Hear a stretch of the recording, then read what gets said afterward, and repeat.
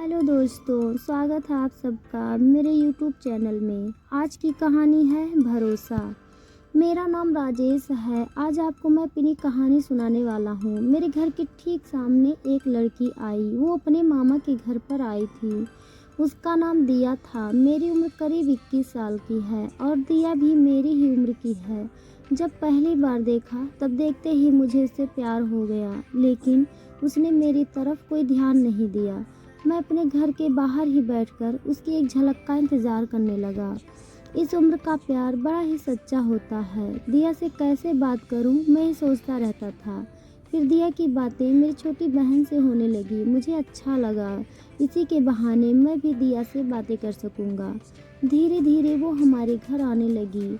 मैं भी कभी कभी उसकी तरफ देखकर मुस्कुरा देता था और बदले में उसकी मुस्कुराहट पाकर मुझे इतनी खुशी होती थी।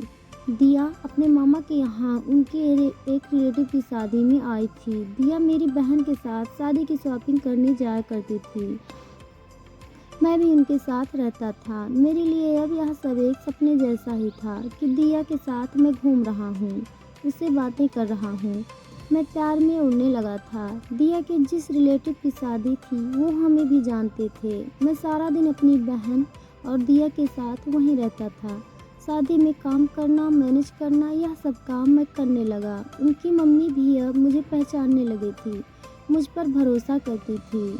मुझ पर इतना भरोसा हो गया था कि दिया को मेरे साथ अकेले ही कुछ भी खरीदने और सामान लाने भी भेज दिया करती थी।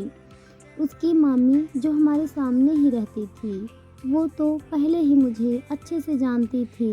मैं भी अभी के लिए तो सुबह शाम दिया के साथ ही रहता था। मुझे प्यार हो गया था, सपना देखने लगे था शादी का। मेरे दोस्तों को पता चल गया और वो अब मेरी टांग खींचने लगे, मुझे चिढ़ाने लगे, बोलते थे कि दिया को बता दे। मैं मना करता था।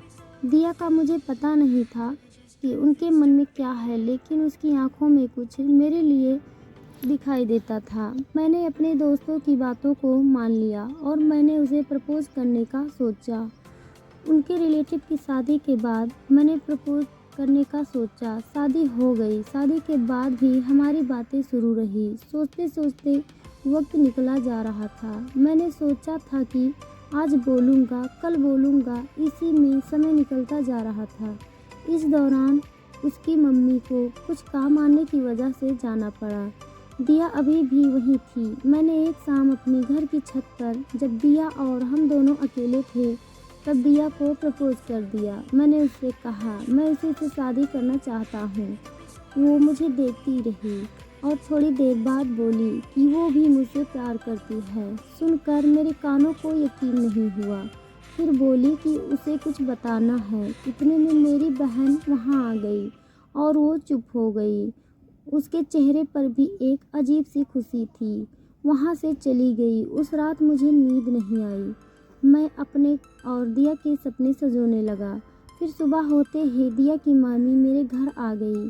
वो कहने लगी कि दिया को मैं उसके घर छोड़ के आ जाऊं, क्योंकि उसकी मम्मी है नहीं, इसलिए उसे अकेले नहीं भेज सकते। मैंने पूछा क्या हुआ। उन्होंने बताया कि दिया की शादी तय हो चुकी है और लड़के की दादी बहुत बीमार है। वो कह रही है कि उसके सामने ही शादी हो जाए तो अच्छा है। शादी तो अभी 6 महीने बाद थी, लेकिन अब शायद 10 दिन में ही करनी पड़े। उसकी मम्मी भी इसलिए ही गई थी। उनकी बातें सुनकर जैसे मेरे दिल के टुकड़े टुकड़े हो गए। उसका घर हमारे यहाँ से करीब 60 किलोमीटर था। मैं उसे बाइक पर उसके घर छोड़ने वाला था। मैं भी सोचा कि मैं इतने दिन रुका, एक रात और रुक जाता तो दिया को पता नहीं चलता और ना ही मुझे कि वो मुझसे प्यार करती है। दोपहर को हम लोग जाने वाले थे। इस दौरान मेरे दोस्त को भी पता चल गया था। वो मुझे कह रहा था कि अगर लड़की की हाँ है तो तू उसे भगा ले। मैं बाइक लेकर तैयार था। वो अपना छोटा सा बैग लेकर आई और पीछे बैठ गई। बाइक में चला रहा था और मेरे मन में कई ख्याल थे। मेरे दोस्त ने जो बोला था वो भी मैं सोच रहा था। उसने जिस तरह से मेरे कंधे पर हाथ रखा था, मुझे पता लग गया था कि उसके दिल में भी शायद यही चल रहा है। लेकिन हम दोनों ही चुप थे। खामोशी हमारी मजबूरी बयां कर रही थी। उसकी मम्मी और उसकी मामी को मुझ पर इतना विश्वास था कि उन्होंने अकेले ही से मेरे साथ भेज दिया। मेरे प्यार पर उनका विश्वास भारी पड़ गया। मैंने उसे उसके घर छोड़ दिया। बाइक से वो नीचे उतरी। उसकी मम्मी मेरे आते ही मुझे देखकर कहने लगी, चल अंदर चल, धूप में इतना चलकर लाया है। खाना खाए बिना उन्होंने मुझे आने नहीं दिया। उसके बाद मैं वहाँ से निकल गया। वहाँ से निकलने के बाद मेरे अंदर एक अजीब सी शांति थी। मुझे बहुत अच्छा लग रहा था। जब कभी कोई अपने दिल में, अपने घर में जगह देता है, तब हमारा फर्ज होता है उनके विश्वास को न तोड़ा जाए, वरना कोई किसी पर भरोसा नहीं करेगा।